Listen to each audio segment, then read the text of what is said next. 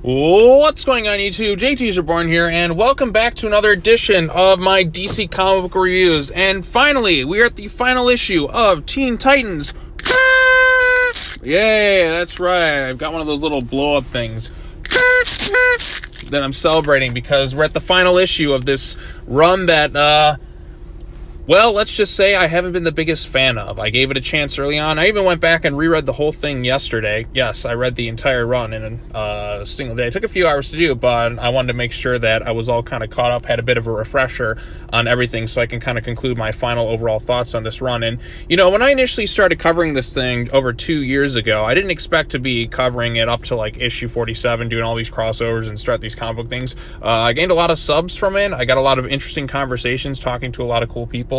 Even people who disagree with me, I still like to engage in conversation and understand our differences and preferences. And also, this has been kind of fun to just everyone, like pretty much my comment section is just mostly people voicing their frustrations over this run in general and how it mishandled so many of these characters. And now we're at the final issue, and I'm going to do a quick summary of what happens in it. Just kind of skim through. I'll give my thoughts overall on it and kind of complain about some things and give a final impression of the run in general. And we'll talk about where it goes from here. So I'll quickly do that, then we'll circle back and talk about whatever. So as the issue opens up, you remember the last time in issue 46, Roundhouse and Crush were kind of like, I guess they're buddy-buddy now. Red Arrow and Wallace were going on, I guess, a little bit of a date.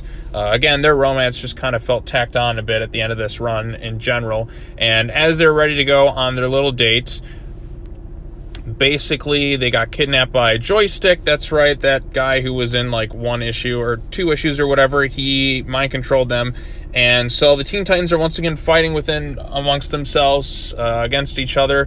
Since he's pretty much the last one standing, we never really did see what happened with Deathstroke, and I guess he just took his money and ran at that point, and the other villains are just rounded up, I guess. Basically they all go toe to toe, and basically through the power of, I don't know, motivational speeches, Red Arrow is able to break free from her control. She shoots Wallace, and she's like, I never miss, and she hits an explosive arrow.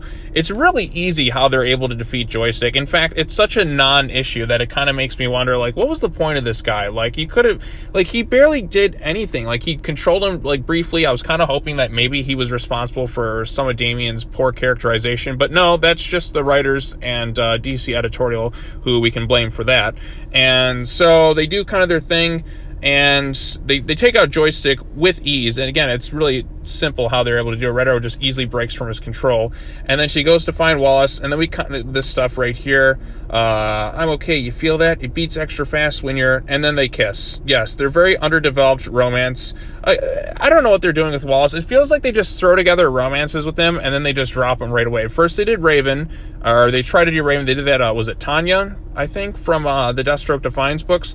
And now they're throwing Emiko in there, and of course we have these two. There's like, finally, we probably should, yep. And again, look at Roundhouse. It's like he's looking, I don't know if he's smirking at Crush or if he's looking at the audience, but yeah, they just start making out, and I'm just like, man, I didn't like any other romances in this book. Jin and Crush didn't care for it. Jin and Damian was just, again, both of the, Jin and any of them was kind of creepy because she's 4,000 years old, and even then they address her as an adult, and I'm like, yeah, I don't know why she has anything to do with these teenagers. It's really gross and uncomfortable to read. And we also had Roundhouse never was romantically involved there when he flirted with Crush a few times, but didn't really go anywhere. And then we also had Emiko and Wallace, which was just thrown together last minute. It legitimately, like, how did this relationship even really form? It just felt like, and even then, like, it was never, like, as soon as the new writer came on board, Thompson was involved. It's like they kind of forced this thing and kind of threw it together last minute during Jin War. And it just kind of felt really tacked on. I never really got their connection or really bought, like, them being built up. At least with Jin and Damian, as awful as it was, there seemed to be a bit of a build-up towards it. This, it didn't really have, it just felt kind of tacked on at the very end of the run, just because there's nothing, they have nothing to do for Wallace.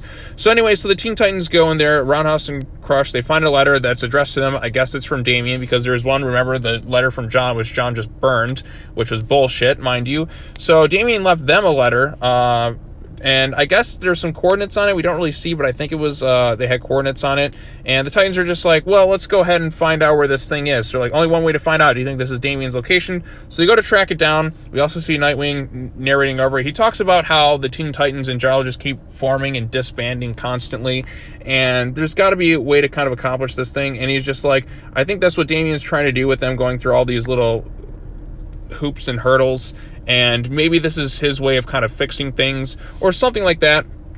So they show up and they're like, hey, it's Nightwing, the character that Red Arrow had a crush on in Green Arrow, but we never really saw that. But and so this is the thing that irritates me too, is the way Dick Grayson's written here, especially Nightwing. Again, I feel like these the people who worked on this really don't understand the relationship that Dick has with Damian. They really undermined it in this issue. And again, one issue Nightwing's in here, and I'm just reading this thing, I'm like, wow, this is kind of really shitty. So he's like, that's right, Roundhouse. And like you, I got a note from Damian. But again, why are you here? Why are you not showing any concern for Damian? God damn it. Like, Dick Grayson and Damian Wayne's relationship is a very important one. Especially the way, like, when he was Batman and Robin, and even then, like, things like the Nightwing books that showcased earlier, and even, like, as, like, recently as Dark Knight's Metal, you had him, like, hugging him, like, he was there, or, like, the wedding fiasco, Dick was there to stand by his side, or when Rick Grayson, where we had the whole start of the whole Rick Grayson thing, the amnesia thing, Damian was crying and breaking down because, like, his brother didn't remember him, like, his brother/father figure didn't remember him. Again, that meant so much to him. Now that Dick has his memories back, I'm pretty sure he's got brain damage. There's no excuse for the way he's written here. Why would Damian send him a letter to set up the Titans why would the first thing Damian talks about is like, hey, I need you to fix the Titans for me. I need you to set up this whole Titans Academy. I guess that's his idea, which they're setting up for future states. So, which case, I guess that rules Damian out for being like the magistrate, because the magistrate's against all heroes. Why would Damian set up a Titans Academy, or give the idea to Dick Grayson about a sort of Titans Academy, if you will, if he's turning evil? It just doesn't make sense. I don't think they really know what they're doing with the writing here. But anyways, so maybe for Damian, definitely for the Titans. So he sends them an offer right here. And again, there's some issues I have here. He's like, I think I can offer here is more than a home. It's a chance to make things right for you and for those that came before you, but only if you want to be part of this, only if you want to be here. Look, I am not like Damian. I won't force you to do anything you won't. I'm here to help if you want in. If not, I wish you the best. Okay. Fuck this, mind you, because Dick Grayson would never throw shade at Damian like this, because he understands that he's a kid with a really, like, misunderstood past, and he's a good person at heart. He wouldn't throw shade at him, especially in front of these Teen Titans who, in a lot of ways, were kind of enablers of this type of behavior by not really by kind of going along with it. And they did just beat the shit out of him not too long ago. And again, that's his brother / kind of son in a way, and he's just like, oh yeah, we're cool and all that. My God, like, I'm so tired of the way the writers have been handling Damian and his friends. Like, first you have John banding him, and then you have the way they wrote with Dick Grayson here. God, it just gets worse and worse and worse. Like, and I'm just so tired of it at this point. Again, this is just a little bit that kind of irked me. Like, why is he out here, like, trying to set up new stuff with the Titans? Why isn't he out looking or showing any concern for Damian's disappearance? I mean, you had Detective Comics where there's been, like, no reaction to it. I'm like, what the hell is going on here? I get Dick had the amnesia thing, but there's no reaction to it. It's baffling. It's baffling how this is being handled. So anyways, so he sends an offer to him. Okay, then, Teen Titans, my friends and I would like to welcome you to Titans Tower. Okay, and then we see Raven, Beast Boy, Cyborg, Starfire, Donna Troy, and Nightwing here. And it's going to set up things in Endless Winter. Okay, they've already been to Titans Tower before. They're in the one in San Francisco, and Kid Flash was a part of that team. Like, why is this, like, such a new big deal? He was there when the tower got destroyed. So, like, and again, there's Raven there, so that'll have some funny, awkward conversations since that was his ex. Beast Boy, who was, buddy-buddy with Kid Flash in the books, just kind of stopped being friends with him altogether. And, yeah, that's it. That's how this whole entire run ends, with just that setup. And again, I guess I'm glad it ends on a bit of an optimistic note. But by the end of it, I'm just like, there's still some things that just kind of irk me about this run. Again, Dick Grayson throwing shade at Damian. He would never do that. Like, a real, truly written properly Dick Grayson would not throw shade at him like this, especially in front of these, the Teen Titans, like the 4 remaining members who are left. The pathetic excuse of a team, as I like to call them.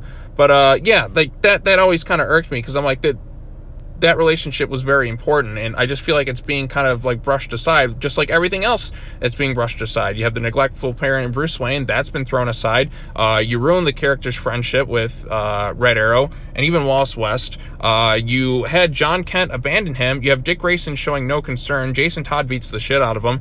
My God, like, this is just, it's awful if you're a fan. Thank God I have Deceased. Like, Deceased, if you guys get the chance, check that out. Like, there's so much wholesome, good content in there. I really appreciate it. But anyways, so, yeah, that was in essence what happened in Teen Titans 47. My impressions on it, I think the issue itself, as a whole, is just kind of an okay thing. Joystick is completely, like, it was such a waste. Like, it really amounted to nothing. I just felt like something to do just to kind of fill up part of the issue and I guess cements the Red Arrow and Kid Flash romance, which, again, I wouldn't be surprised if they dropped it too. Again, it feels really kind of tacked on, and it felt really tacked on towards the end of it. I never really felt it grow or blossom or anything like that. Like, I just feel like the way, like, a lot of romances are written in comics, it's like you don't really get to see it fully develop or get fleshed out enough, or, like, again, that just always felt really tacked on to me, and I didn't really care for it. I didn't care for any of them in this book. I thought they were all kind of poorly handled. Overall impressions of this run. Look, I was fair for it, and I try to be kind of like looking at the pros and cons of some things. I even went back and watched some of the old reviews. I just kind of see where my mindset was. And yeah, I was hopeful early on at the start of this Teen Titans run. I was excited to see this thing happen. But in hindsight, like going back and rereading the whole thing, it's bad. It really isn't that good. And I just think and again, it goes full circle. Like, they're literally back to where they were before. Again, what did this all amount to? Like, did they really change fundamentally? Do they question, like, what the right thing is to do? Like, what is true justice? Like, how do we do to change the system? How do we go to fix things? And the answer, I guess, is what they did before this whole thing. Like, literally going back to, like, what the Teen Titans normally do with criminals and apprehend them. So I guess all of that, the whole, like, 30 issues with this team was a waste of time, because, like, nothing fundamentally changed. Like, they just started just doing what normal heroes do, like, just the status quo. There was no questioning, like, okay, maybe we can do this thing that'll change things for the better. But, like, again, I understand what the hero, perhaps they could have been like, okay, we understand the heroes did this, but maybe that's not the right exact thing to do. Maybe we can do this method, and maybe this would be like a good fair compromise in between. No, they basically are just like, okay, we're just doing like what we've done before. We did this whole dark turn of things. It didn't work out. So, yeah, we wasted 30 issues.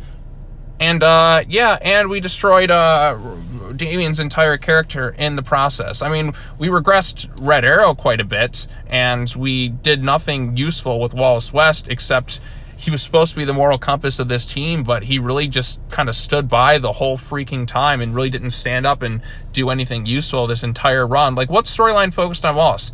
None. He's just there. And then, like, they just throw together, and they did kind of what they did in the Percy run, was just throw him in a random romance. But at least the Percy run gave him something to do. At least Defiance gave him something to do. This run gave him absolutely nothing.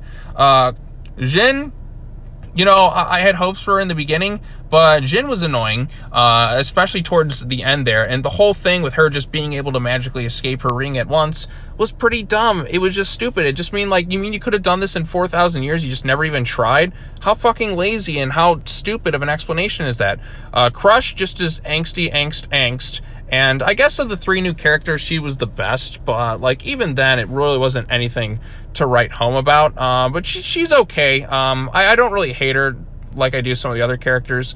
Like Jin, definitely, like, I'm not a fan of. Roundhouse was by far the worst character in this whole book, outside of being extremely annoying the whole time. His whole redemption thing after, like, betraying the whole team was completely rushed, and it just didn't really have a really good payoff to it. Like, he didn't really earn it back. It just felt like the next issue, like, okay, we're cool. And then he went back to leaving a bunch of lame catchphrases and stuff. Emiko Queen, she's not the character that I became a fan of. She's definitely not the character that you saw with Percy writing her under Green Arrow and Teen Titans. This is a completely different character. They just kind of made her, like, they try to made her kind of like Damian a little bit too much. She lost her spunky personality that really set her apart from other characters. Her moral compass was completely compromised. They had her kill Deathstroke, but don't worry, Deathstroke didn't really die, so it's not like she technically really crossed the line too much, because she's in the clear. But, yeah, so we had that. And the worst offense of all in this whole book was what they did to Damian Wayne's entire character. Now, this whole run in general was just a crazy dark edgelord experiment. This is the Teen Titans. Where's the hope? Where's the levity? Where's the excitement? Where's the fun joy of reading comic books? You don't get that at all. You don't get any of that, and it's just angsty and miserable. The whole run, like, there was no sense of fun. There was no sense of joy. Like, even the Titans just kind of hanging out and doing other things like you got in the Percy run. You don't really get that in this one. Like, you just get pure angsty, prison, dark, like, sadistic, mean-spirited character regression. And it was awful. The prison plotline, major character regression. And again, I was hoping that it would amount to something. Maybe by the end of Jin War, they could have been united and they would have learned from their mistakes. But no, it just got worse. Well, the other Titans learned, but they fucked up Damian's character so badly that fans are wondering if they could even recover at this point. I don't understand the need for this major character regression. Like, his character was on the up and up. Like, again, we had stuff like Super Sons. We had stuff like, even the Percy run, like, they kind of regressed and made him a bit of a dick, but he never crossed any lines. He didn't hold any, like, illegal prisons. He had a bit of a sense of humor. He had a bit of a personality, but he ultimately was kind of learning his stuff, and by the end of it, like, they were all kind of friends and working together. But this run, my God, you have him get the shit beaten out of him. You have him strap a fucking bomb to his chest. That's right. You have the part Middle Eastern kids become a suicide bomber, which is that's not a good look for you. I don't know how the fuck that passed editing at the time. You had him get the shit beaten out of by Jason Todd. You had the Titans beat the shit out of him. You had Bruce pretty much just watch the whole thing happen and not really do anything about it. You basically, like, had him supposedly kill Brother Blood, which we never saw. And again, Damian's whole entire thing was overcoming, like, his killer instincts and, like, agreeing to never cross the line again. That's such a huge factor in the Tomasi Batman and Robin run, and also, you know, Super Sons, Robin, son of Batman. They even talk about it in the Percy Teen Titans run about how, you know, heroes aren't supposed to kill. How did this shit even happen? Like, how did this shit get past editorial? Who greenlit this idea? These are not the characters to explore this type of storyline on. They're just, again, teenagers can be rebellious, but this is just plain sadistic and psychotic. Again, another thing too, the whole, like, Roundhouse sister being killed as a result of the collateral damage caused by Damian stomping the Scarecrow. That's, again, going back before Damian made the turn to this edgy prison warden, and making him look bad then too. It's like, again, like, I can understand editorial, maybe like, okay, you want to mandate him not being Robin or stuff anymore, but you're the writer, you're the one who wrote that shit in the first place, and again, it just existed more to break that character more, and I don't see a light at the end of the tunnel at this point. I'm hoping Tomasi can fix things, but again, it was a freaking mess. God, man, I was so looking forward to the start of this book when we had the Teen Titans special. I was disappointed we never got to see the previous team kind of, like, even converse this whole run, I guess, until this very end here, where they're going to do maybe, like, both versions of the team kind of working together, which we should have gotten at the very beginning. Where the fuck is Aqualad, mind you? I don't know what that'll happen to him. I'm not reading Aquaman, so I don't know if he's in that book, really, but the fact he's not in Teen Titans or even referenced again is just bullshit. The fact that Damian didn't even recruit Maya Descartes or John Kent to this team was also bullshit too. It just seems like a mess of DC editorial, and whoever was in charge and all that, they really kind of dropped the ball on a lot of this stuff, and it really is disappointing to see. I was looking forward to this book. I was really excited for it, and again, even early on, I was still willing to give this thing a chance, but by now, especially after that annual stuff where he rips the R off, which, you know, meant so much, in the amazing work done by Patrick Gleason and Robin, son of Batman, it just felt just awful. Like, it just mean-spirited angst, and it was just an ugly book to sit through. And again, arcs just kept going nowhere. We just kept like, okay, we're gonna get better. No, never amounted to anything. what did we learn in this book? It was just a waste of time. Like, again, they just kind of go back to the status quo. Okay, we're back at Teen Titans Tower, and we're just going to do things that we did before we did this whole angsty prison thing. So we basically learned that it was all just a big waste of time. And that's it. That's what this whole run was. A big freaking waste of time. And I'm just glad that it's finally over. Again, one more time. Stuff like that. I'm just glad that it's finally over. So, yeah. Oh, my God. Wow. Hard to believe we're at the end here. But anyways, what are all of your thoughts on Teen Titans 47? What are your overall impressions of this run in general? Again, they still got the Endless Winter thing that's going to be coming out next month. And I will try to cover the whole Endless Winter event because why the fuck not? I mean, we had Justice League No Justice, which kind of transitioned to a new status quo. We got the whole stuff with Future State coming up, so I don't know what's going to happen with that. And I guess Titans Academy is kind of the next thing that they're going to set up. And again, with Damian kind of working with Dick to kind of set that up, that tells me that it's not like fully malicious. It doesn't make him look to be fully malicious and evil. I don't know. And plus the whole Brother Blood thing, that's been kind of brushed aside, I guess, too. I guess we never really did see that happen. Oh, man, it was just so ugly and mean-spirited. Even when he gave up the Robin mantle, like, you still, like, had to take away, like, his development with the killing thing. Fuck that, too. Fuck what they did to Red Arrow, Kid Flash, Jin, ugh. Crush is the only, I guess, new character I kind of enjoy a bit, but even then there's still some things that aren't really that great about her. And Roundhouse is the worst character in this whole book. Extremely annoying. The only time he had potential was when they made him like kind of this villainous person, and that would have been like an act of sorts. Maybe he was masquerading it just to kind of fool everybody. I could have tolerated that, but then they immediately like brushed that aside and like, oh, made him back to like, I'm super hip, guys. Come laugh at my jokes. Oh, it was super cringe. But yeah, that's all I gotta say. Wow, we're at the very end. Hard to believe that we're at the very end of this book, which, by the way, one more time, just for the good, one more time, you know what, fuck it. Celebrating my little blowout things, or whatever you call those, party favors or whatever. But yeah, that's all I really have to say. Overall, this Teen Titans run was pretty much a disaster, and I think most people had some interesting ideas, I guess, but it didn't execute them very well. So I'm glad this is done. We'll see what happens next with the Endless Winter. I don't know about Future State.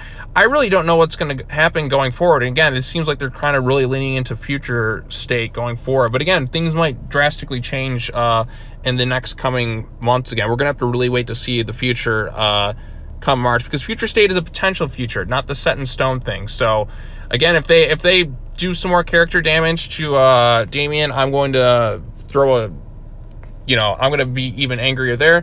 I don't really think Future State sounds all that good, all things considered. The Titans Academy idea sounds neat, and that's an idea that I always thought they kind of should have done, with old and new heroes working together to form like the best version of the Titans. That's what I think should have happened, but of course, like, they went in a terrible direction. Again, Teen Titans should be more hopeful, happy, upbeat. I mean, of course, you can tap into some darker stories, but it shouldn't lose that youthful, like, excitement. Think in the lines of Super Sons. That's what I think Teen Titans should have been. But anyways, that's it. I'm done. No more talking about this book. It's time for it to finally rest in peace. Post your comments down below. Let me know what you thought of this book and this run in general. Be sure to like this video, share it with your friends, hit the bell for notifications for more content. I'll be back next week to talk about Detective Comics. If anyone's still listening, be sure to check out Deceased, Hope at World's End. 14 came out today. That's some stuff. That is a zombie apocalypse, but it doesn't lose the hopefulness and the sense of fun. And the characters are so on point in that book. I love it. Check that out instead of this thing. But yeah, overall, this issue is okay. Artwork is fine. No real issues with the art itself. I think it worked pretty well. But the way it's written, I'm glad it's over. I never want to see this creative team work on this book again. I don't think they did it any favors. In fact, most people are just celebrating that this book has finally come to an end. And that's the sad thing, is like, going all the way back, I never would have thought this back in Teen Titan 2016 Rebirth #1 came out, that I'd be at this point with this book. But alas, here we are. All right, that's it. Thank you all so much for watching. As always, take care now. Bye-bye then, and I'll see you all in the next video. Okay, one more time. This party favor thing, by the way, cost me $5. Stuff like that. All right, bye-bye.